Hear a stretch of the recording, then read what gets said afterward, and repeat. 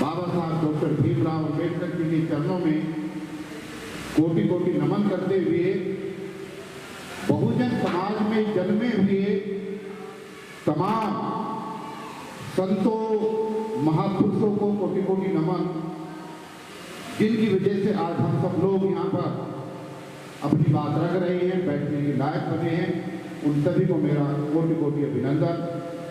मंच पर आसीन तमाम मेरे सम्मानित साथीगण और आज इस SC ST OBC के प्रोग्राम में जितनी मेरी माताएं हैं, बहनें हैं, बुजुर्ग हैं, भाई हैं, बच्चे हैं, सभी को मेरा क्रांतिकारी जय भीम।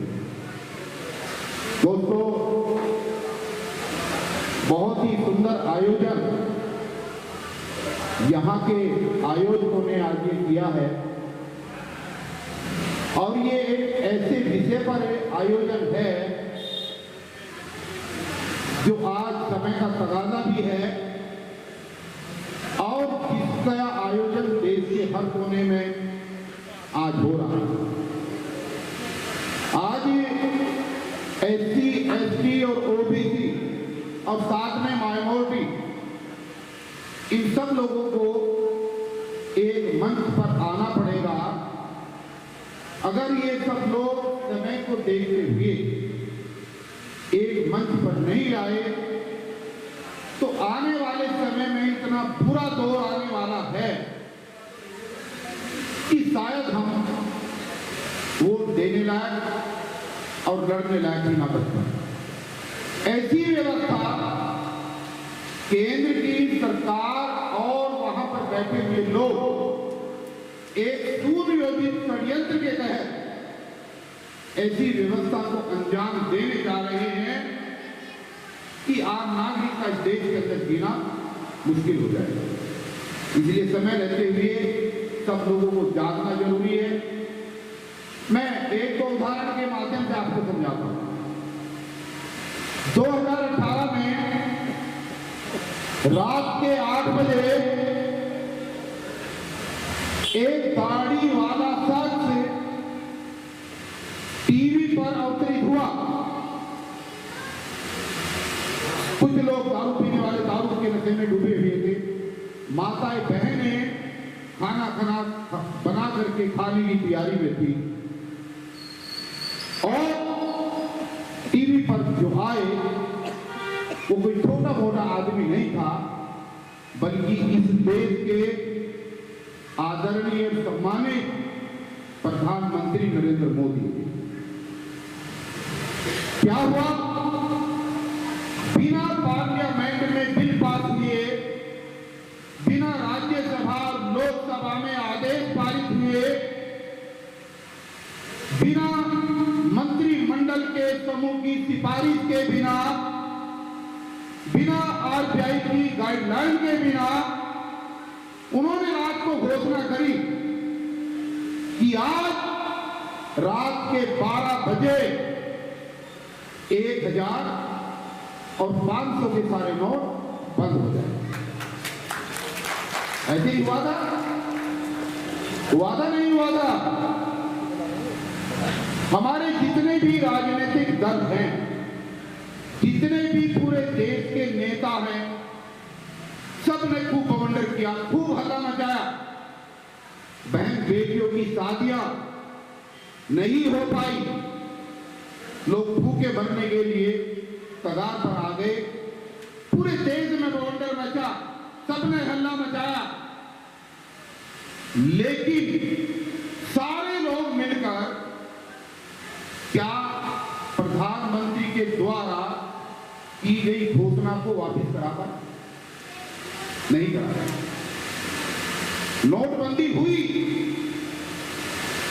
मकसद क्या था वो लंबा हो जाएगा टॉपिक।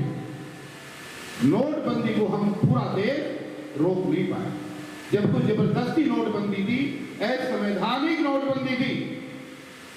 थोड़ा और आगे बढ़ो, देश में कोरोना आया, बिना ट्रेन चलाए, बिना बस चलाए, सारी चीजें बंद कर दी गई।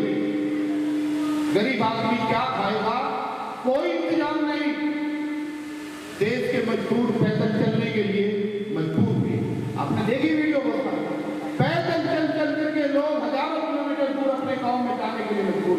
कारण नहीं। क्या हुआ? थाली बजा करके लोग बंदी करा दी गई पूरे देश में। लेकिन क्या हम सारे लोग मिलकर के उस लोकबंदी को रोक पाए? नहीं रोक पाए। नोटबंदी को हम नहीं रोक पाए, लोकबंदी को हम नहीं रोक पाए। बंदूक सेना की नोक पर कश्मीर के अंदर पूरे कश्मीर को बंद कर दिया गया, इंटरनेट सेवाएं बंद कर दी गई, लोगों को अंदर रहने के लिए मजबूर कर दिया गया। पूरा देश कहता रहा गलत हो रहा, लेकिन क्या हम रोक पाए? नहीं रोक पाए। नोटबंदी हम नहीं रोक पाए, लोकबंदी हम नहीं रोक पाए, कश्मीर की घटना हम नहीं रोक पाए। आज सवाल चिंतन का यह है कि नई संसद बन रही है और नई संसद के बनने के साथ साथ अंदर ही अंदर एक नए संविधान को बनाया जा रहा है। एक ऐसा संविधान जो डॉक्टर अंबेडकर के संविधान से अलग है, एक ऐसा संविधान जो माता सावित्रीबाई फुले की विचारधारा से अलग संविधान है। क्या कहता है संविधान? वो संविधान उनका बनाया हुआ संविधान ये कहता है इस देश के मुसलमानों को वोट देने का राइट नहीं है। वो संविधान ये कह रहा है चीख करके कि बाबा साहब के बनाए हुए संविधान को जला दो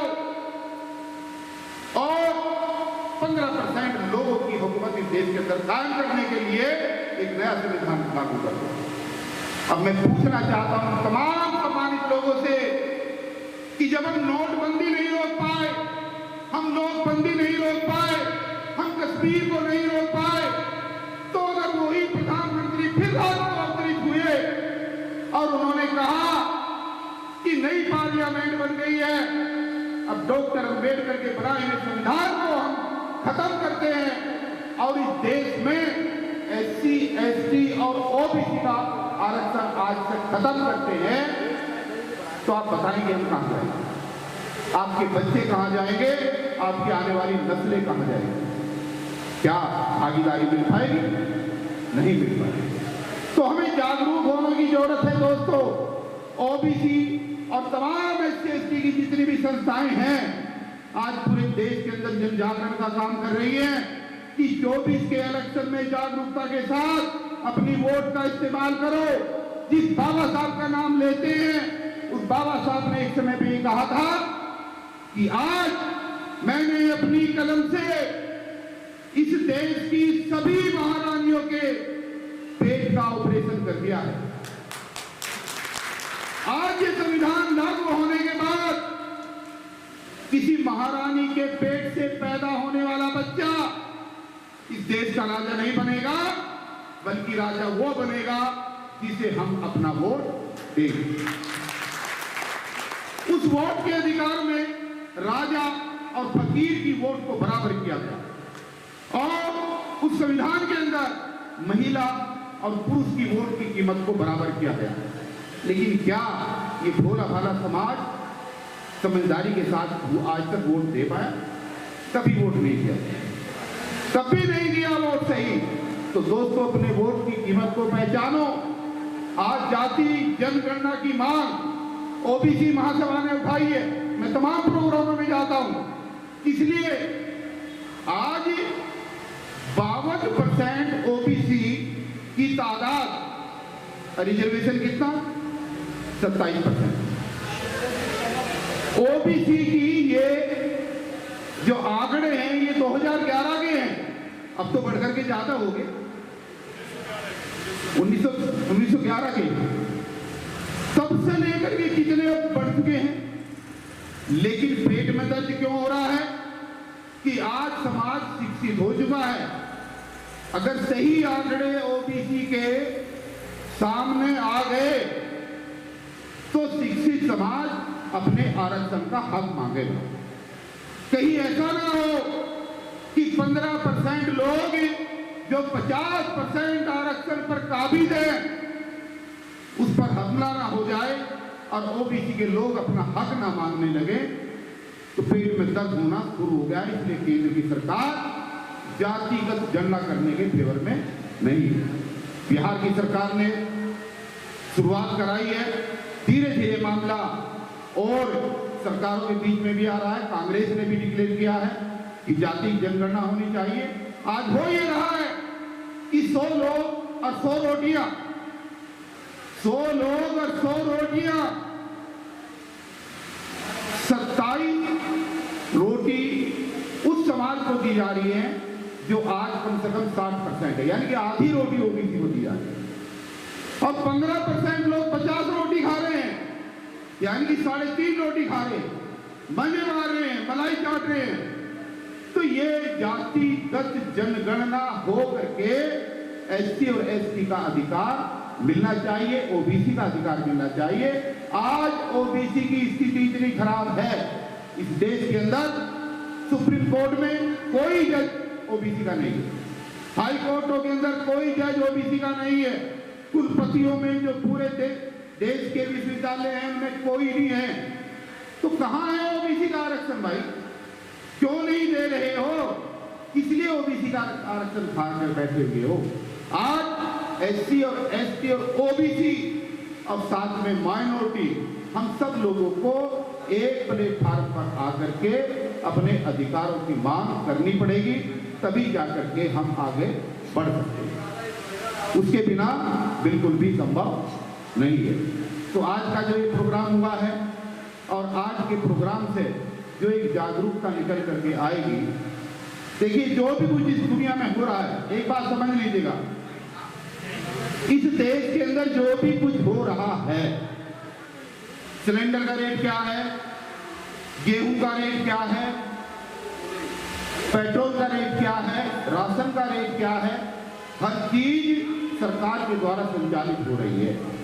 सरकार कर रही है सब कुछ, इसलिए सरकार के अंदर भागीदारी सुनिश्चित करने के लिए आपको आगे आना पड़े। मेरे पहले वक्ता बहुत कह रहे थे कि इस बार डकैतों को वोट नहीं देंगे। अब कौन से डकैत हैं मुझे नहीं पता, लेकिन वोट तो देते हैं, हम ही देते हैं, हमारी वोट से लोग बनते हैं, लेकिन हम भूल जाते हैं उस समय छोटे छोटे लालच में हम लोग फंस करके अपनी वोट को बर्बाद कर देते हैं। इस वोट को कैसे सही जगह इस्तेमाल किया जाए, कैसे ना किया जाए। और जो भी प्रोग्राम इस विधानसभा में है, इस विधानसभा के बहुत सारे जिम्मेदार साथी मेरी आवाज सुन रहे हैं। मैं आज एक बात आपको बताने जा रहा हूं कि दिल्ली के विधानसभा चुनाव 2025 में है, लेकिन इस देवली विधानसभा पर मध्यावधि चुनाव होगा, 2025 से पहले होगा, क्योंकि यहां का जो विधायक है उसने झूठ बोल करके, वो एससी नहीं है और यहां से चुनाव लड़ा है। ये केस हाई कोर्ट में चल रहा है, यहां पर मध्यावधि चुनाव हर हालत में होगा। तो एससी, एसटी और ओबीसी के लोगों को अभी से आने वाले 1 साल बाद या 6 महीने के बाद होने वाले चुनाव की तैयारी शुरू कर देनी चाहिए।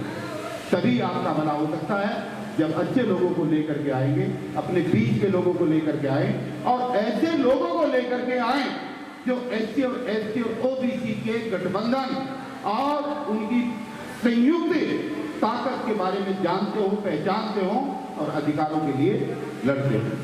तो ये प्रोग्राम जो आज हुआ और जिन साथियों ने भी रखा, मैं उनका साधुवाद करना चाहूँगा और उम्मीद करना चाहूँगा कि आने वाले समय में ऐसे छोटे छोटे प्रोग्राम तमाम जगह पर होते रहने चाहिए।